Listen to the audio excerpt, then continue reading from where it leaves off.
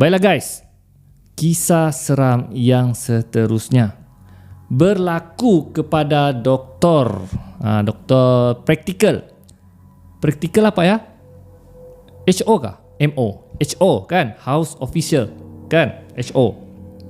So doktor praktikal ni dia semua ward dia akan ditugaskan, kira macam ada rotate lah. Sekejap jadi ward kanak-kanak, sekejap jadi kecemasan. So dia ada rotate. So doktor praktikal ni perempuan. Okey, perempuan. Jadi hari tu mereka habis shift pada waktu malam. Jadi mereka bercadang untuk pulang pada malam tu. Tapi kawannya seorang ni tiba-tiba dapat satu idea.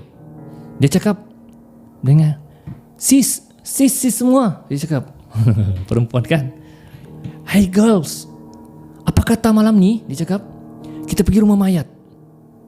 Kita tengok macam mana rumah mayat tu. Aku tak pernah masuk lagi sana tu. Aku tak pernah bertugas." "Ya sis, betul sis." "Ya betul Besti. Kita pergi rumah mayat malam ni. Ayo jom." Jadi diorang ada 4 orang lah doktor praktikal ni. Ya. Jadi diorang mau try tengok rumah mayat pada waktu tengah malam. Diorang mau tengok betul kah rumah mayat ni seram. Jadi 4 guru doktor praktikal ni pun pergi cari rumah mayat. Sampai ke rumah mayat, diorang cuba buka, tapi pintu utama tertutup. "Alamak, tertutup lah pula. Aduh, nak seram lah begini," orang cakap kan.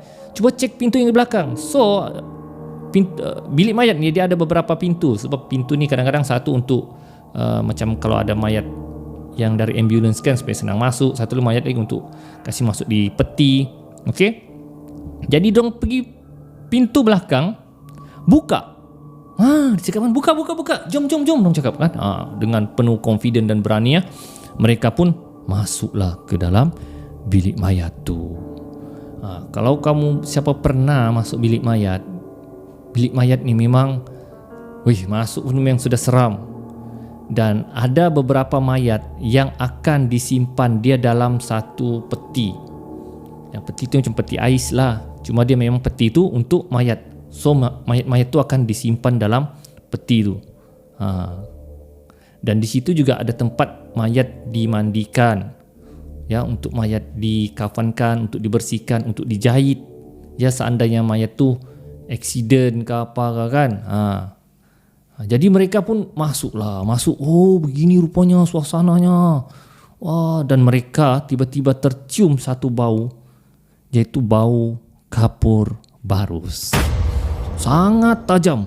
Dia cakap, "Kau tercium kah?" Dia cakap kan, datang tanya doktor tu.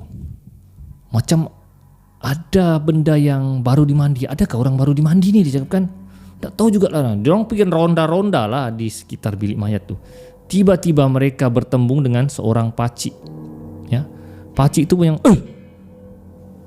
"Apa kau buat di sini ni?" Dia cakap kan. Tapi diorang gunakan lesen diorang sebagai doktor untuk bagi alasan lah.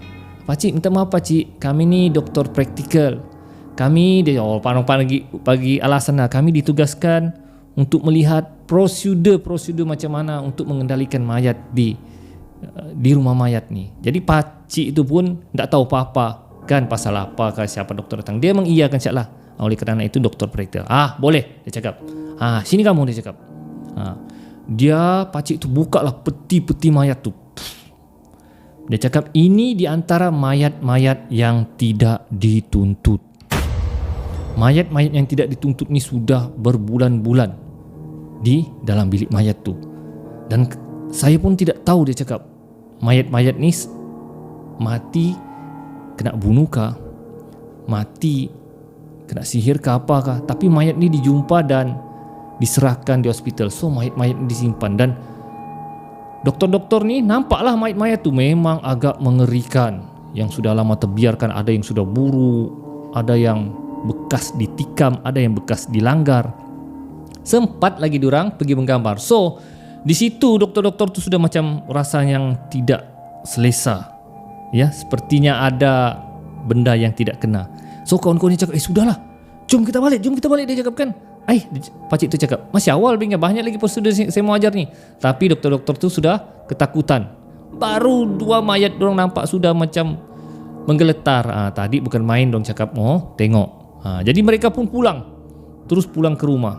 Guys, tidak tahulah, tapi menurut orang tua, kalau kamu sudah pergi ke bilik mayat kah, mandikan mayat kah, bila kamu pulang ke rumah, kamu mesti mandi, bersihkan diri. Takut-takut nanti kamu terkena badi maya. Jadi doktor ni pulang, dorang tak lagi mandi, dorang macam lepak-lepak lagi. Dorang cakap, begitu rupanya rumah.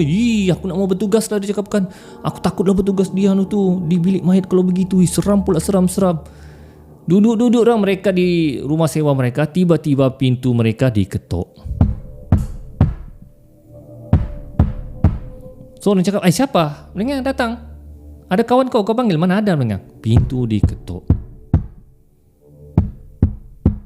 Jadi si kawan ni pun buka pintu.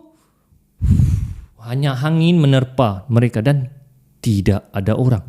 Tak ada orang pun dia cakap kan. Dia cakap. Tapi tiba-tiba kawan itu terfikir, mungkin ada benda yang pop, dia masuk balik semula. Dia cakap, dah ada orang woi. Sudah. Sekali lagi pintu mereka diketuk sekali lagi. Sudah. Doktor-doktor ni sudah ketakutan, tidak mau buka pintu tu. Kaulah buka. Masing-masing bertolak-tolak dengar. Kaulah buka. Pintu tu masih diketuk. Menggeletar mereka. Orang cakap menangis sudah. Menyesal mereka pergi ke bilik mayat tu. Sekarang badi mayat tu sudah mengejar mereka. Pintu mereka tampak diketuk. Jadi mereka terpaksa memberanikan diri untuk buka pintu tu. Tapi orang ramai-ramai lah. 4 orang pergi buka. Dan guys, bila dorang buka pintu tu, sekujur mayat berada di depan mereka. Dan mayat tu adalah mayat yang serupa dengan yang mereka lihat di bilik mayat. Apalagi 4 orang ni berteriak, terkejut melihat mayat, sekujur mayat macam pocong lah di depan pintu rumah sewa mereka. Berteriak, masuk ke bilik, ketakutan, menangis dan minta call kawan-kawan dorang. Kawan-kawan lelaki dong minta call suruh datang ke rumah sewa mereka.